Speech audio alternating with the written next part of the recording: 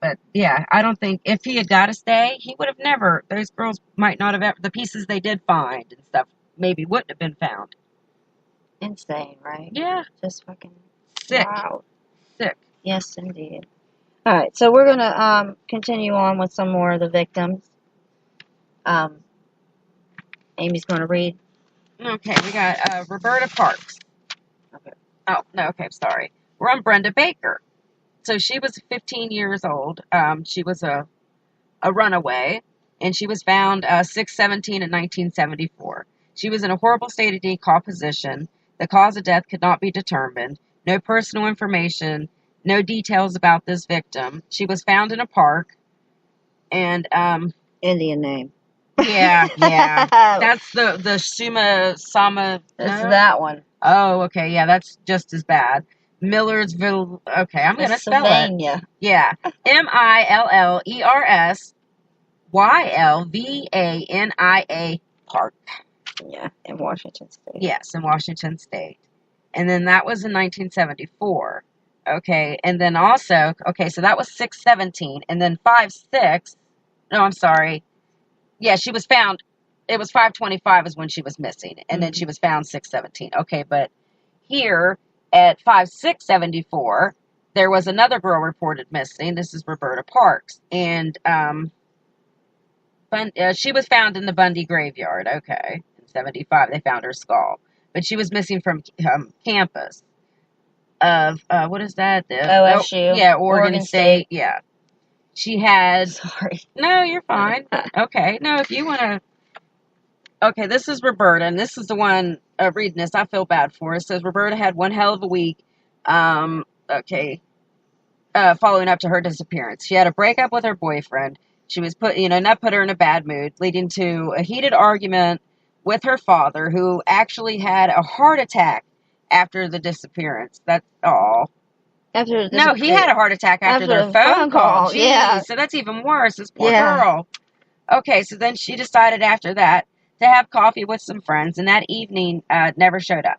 And she was found in the Taylor Mountain? Mm-hmm. Yeah, his boneyard there. Her skull was found. Oh, that poor girl. Yeah. Yeah, and then Carol Ball. Yeah, she's known. They talk about her. Yeah, they found her. Yeah, she's one of the known victims. But Roberta Parks, I didn't know about her. I heard about Brenda Baker before. Mm-hmm. These poor girls. Uh-huh. This one disappeared. Yeah, Carol Ball, she disappeared from a tavern in Washington. See, he did 2 a month. Yeah, because that's... May. Well, no, that's 3. 5/25, 5/6, 5... So he 31. was... Like, he's a dick. Once a week. Mm-hmm. He's killing and taking these girls. And then Georgianne Hawkins, that's...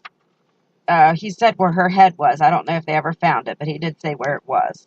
Yeah, in the boneyard. Mm-hmm. Okay, so they did find her. Okay. Oh. What did he do? Here, you want to I'll read these that one. two?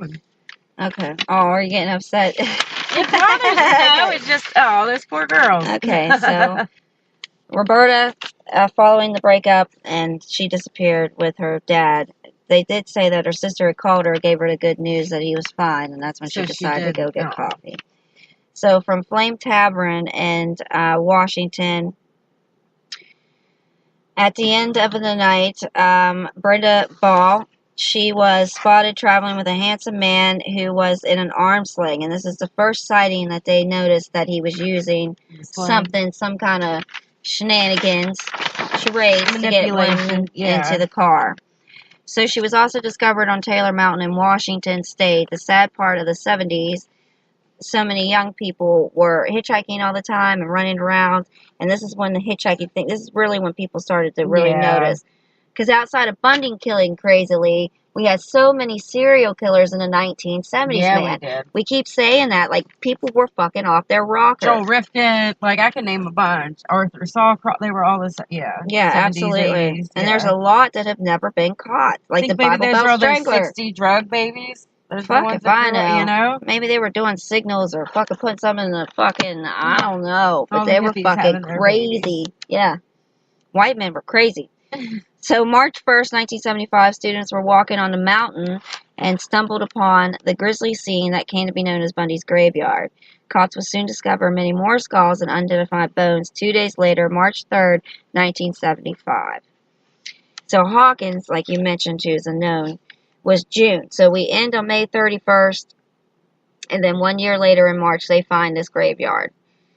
So back to 1974 in June, picking up right where he left off, June 10th, at University of Washington in Seattle, Washington. It was well known by this time, like I said, that independent spirited young white girls were going missing and strangled and murdered and raped. Georgiana was walking home from her boyfriend's house. This is the thing. He snatched people in well-lit areas. Yeah, like, just... So this girl's walking. She's saying goodbye to the boyfriend. Yeah, they even waved to people.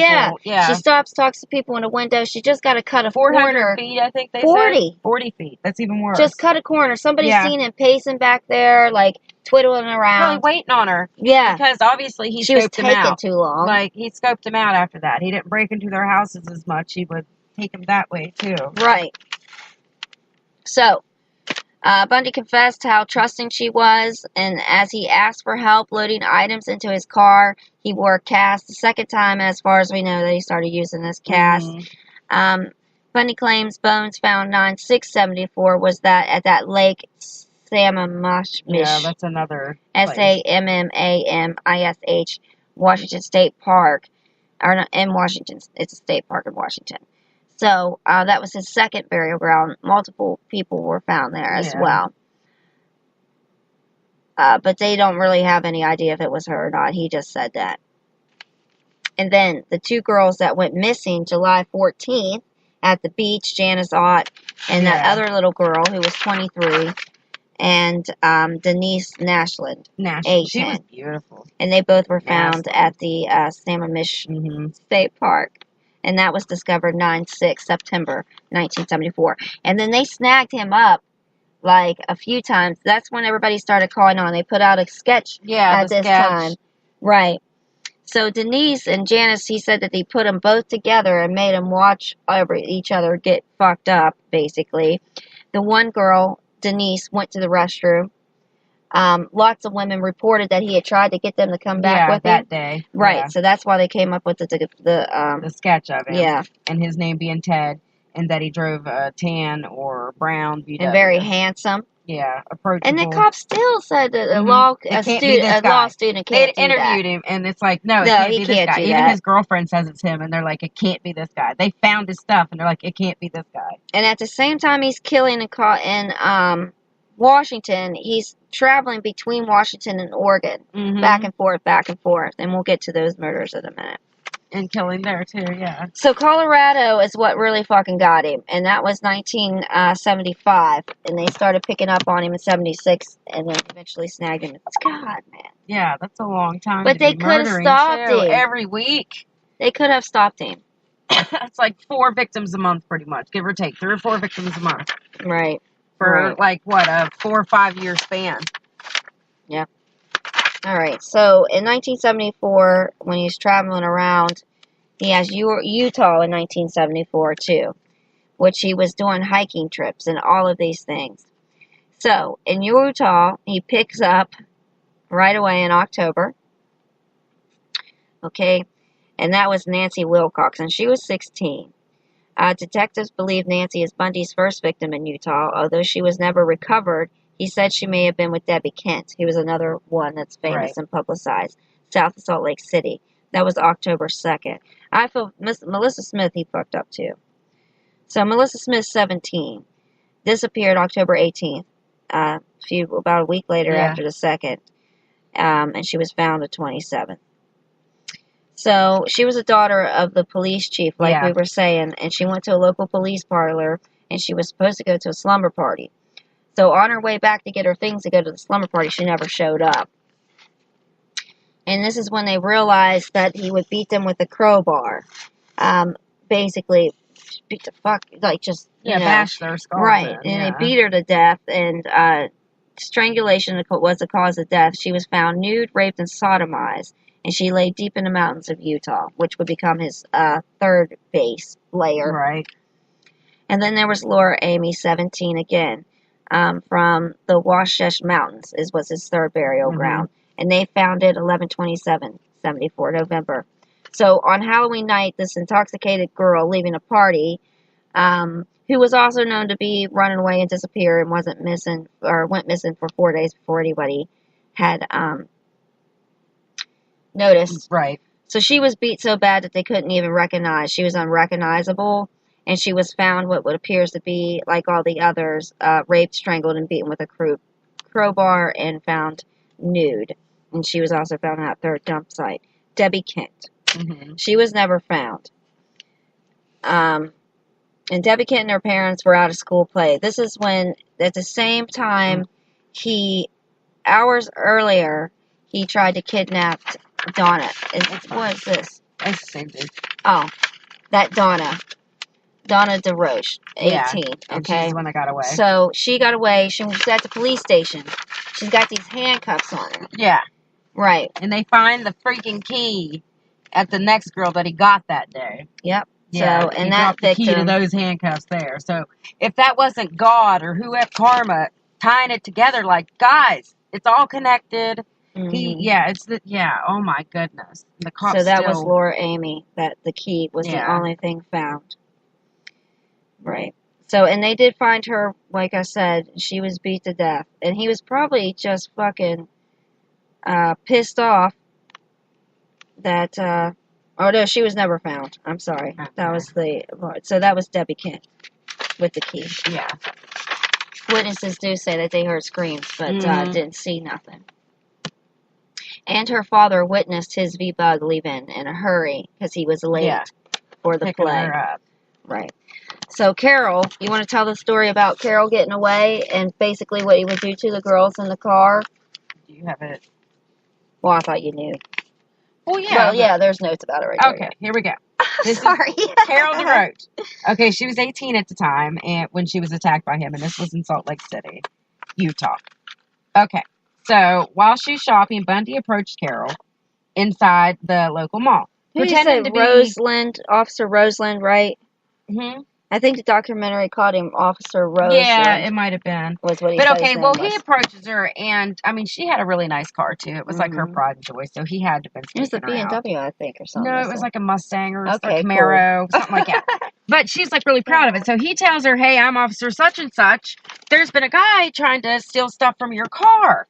So he's like, "Can you come with me?" So she's like, "Sure." I don't know where it is now. So she goes with him to the car, and she said she even thought it was odd. She goes to her car, and the whole time he's trying to get her to, like, look in. You know, bend down and see what's broken, and she's like, oh, no, nothing's taken. So he's, like, looking down in, trying to get her to bend over, is what she said. So he could fucking whack her. And she never did. So then he's like, okay, well, can you come to the police station and file a report? Come with me. So she's like, okay. And she says it was weird even that he was driving a VW Bug, but she's like, whatever. Yeah, if and he wouldn't have been handsome, she would have never Yeah, like, she's still like, okay. And he did have a badge. He flashed her a badge really quick, too. Yeah. So that, she's like, okay. A toy. So, so she said that she started feeling weird, though.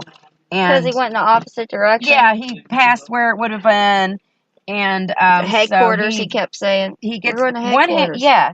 He gets one handcuff on her, and she's struggling. She said there's, no door handle? No, yeah, it was an empty shell. Yeah, she goes to there's no door handle, stuff like that. But, I mean, she managed to struggle with him, get out of the car. He got the handcuffs both on the same wrist. Yeah, and he had ended up by chance, some fucking chance. And she got away.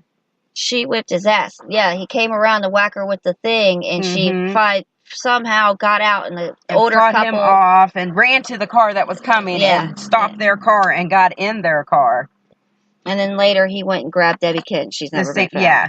So you can imagine what the fuck he did to her because he was mad. Mad because the other one got away. The one that he'd probably been stalking for a few days. She got away. Yeah, and then that's what brought him into jail where he escaped the first time, I believe, was her.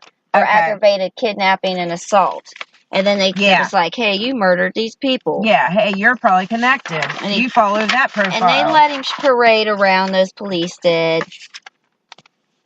Yeah, so possible victims of Ted in Utah is Nancy Bird, 23. She disappeared July 4th, 1975 from Layton, Utah. She was never found. She went from a job at a gas station, disappeared from work. Debbie Smith disappeared February 1976. Found an international airport in Salt Lake City. No further details. Sue Curtis, 15,